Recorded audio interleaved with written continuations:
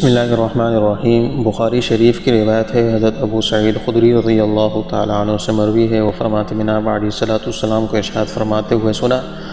بین انا نائم رأیت الناس عرضوا علی وعلیہم قمص،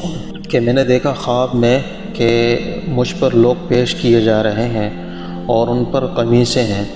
فمنہا ما یبلغ الثدی، بعض کی قمیصیں تو سینے تک ہیں،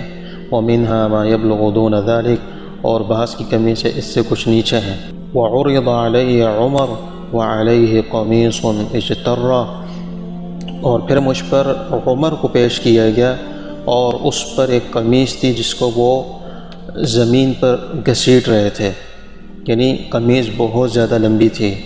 قالوا فما اولتہ یا رسول اللہ، صحابہ نے پوچھا اللہ کے رسول اس کی کیا تعبیر ہے؟ آپ نے فرمایا الدین، کہ یہ